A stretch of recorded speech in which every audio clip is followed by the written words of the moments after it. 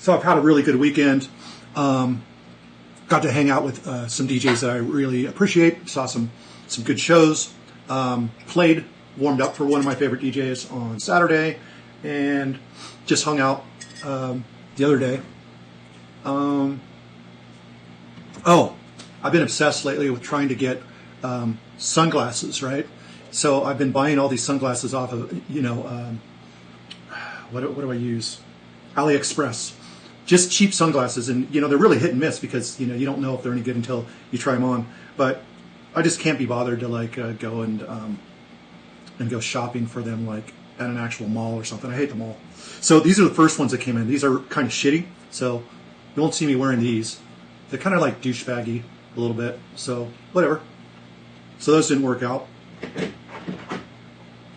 These ones here, a little bit better. Still a little bit douchey, but I can hang with those a little bit, right? Those are okay. Those got something going on. And then these ones came next. I'm okay with these. These are a little risky business-ish, I believe. Yeah, I'm cool with the risky business.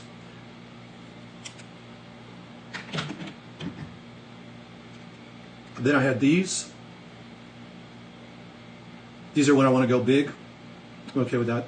They're a little ridiculous, but hey, rock and roll's ridiculous, right?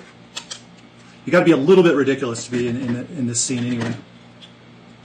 Then I found the classic, and they actually seem to work pretty well. So I wear these ones. I like these. These are cool. And finally, these ones. These are the ones my girlfriend likes the best. What do you guys think? Are these the best ones? Yeah, whatever. So I went from having no sunglasses for ages to having a bunch.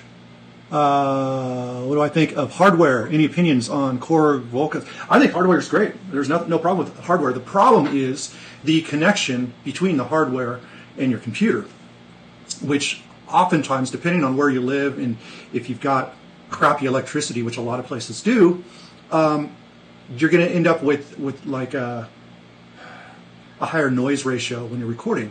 So getting rid of that noise. Sometimes there's a pleasant noise, but that's the only thing you got to really be concerned with is wires and cables and the added noise and electricity that comes with that. Where with SoftSense, you don't have to worry about all those wires adding noise to the process.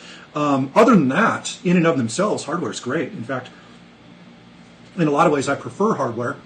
But when it comes to producing and finishing more songs, it can add an extra step to trying to produce something that sounds good because of the noise factor, unless you can take care of that. So that's my opinion on that. All right, so this is what I wanted to talk about. Well, it looks like we got a conversation going. Just using the one input on my... Oh, don't do that. No, don't even bother with that. That's terrible. Whatever your internal sound card is awful, and that's not going to give you a professional result. Don't do it. Enjoy having your hardware, but don't even bother recording it until you get an external sound card. That's my recommendation to you. Those sound cards are just not built to record properly, and the recordings are going to kind of sound shit. I mean, if you want to make a little demo or something for yourself, great. But if you want to release stuff, you need a better sound card. So that's my opinion on that. So what I wanted to get into today, this kind of little blurb today is about creating a relationship with, or finding a relationship with your inner genius or external genius, whatever you think about. I think it's more external. I think genius and great ideas are things that kind of come through you, right? So the issue a lot of people have is that people believe that the genius has to be inside of them, and they wait for the genius and then try to get to work, which they never do, because the genius doesn't just show up. The genius are in the accidents that happen while you show up and just do the work. The genius comes from these, you can call them mental downloads, you can call them little bits of inspiration, or you can call them happy accidents, whatever you want.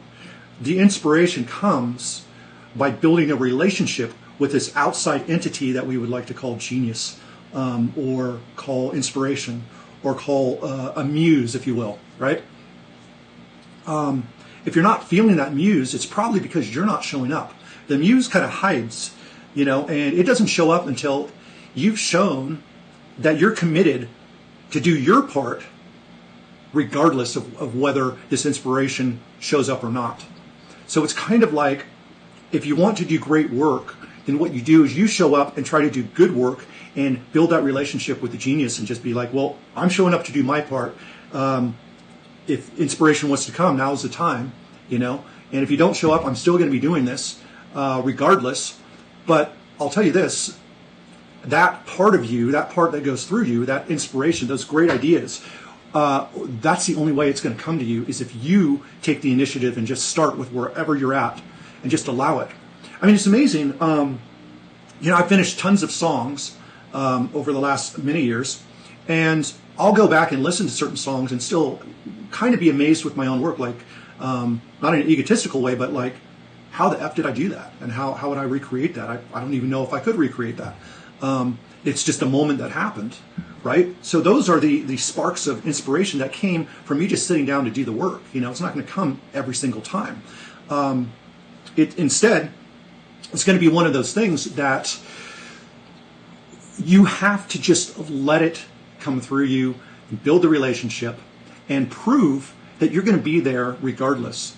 Inspiration really only comes to people who are willing to sit down and do the work and understand that, you know, you don't have to feel anything more than normal, you know. Like for writers, a lot of writers, one of the greatest writers, I won't say one of the greatest writers, but someone discussed this writer that wrote, like, I don't know, over 100 books. And he was asked, you know, well, how do you get this done? How do you do so much work? How do you put out so much great material? And the guy just said, I just sit down and write 2 crappy pages every day. 2 crappy pages a day. And those become books. Those become not just books, but inspired books, books with some genius in them. And the genius comes because he decides to sit down and do the crappy work and let the inspiration kind of fill in the gaps, right? So that is kind of what I wanted to share with you guys. It's just build that relationship by you stepping forward first, before the inspiration, before the muse, before the genius comes to you. Understand that the genius is a separate entity that comes through you when you are determined to sit down regardless.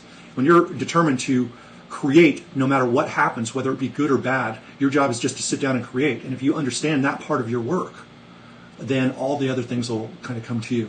So that's my little sermon. I hope you guys got something out of this. Have a fantastic one. Take care.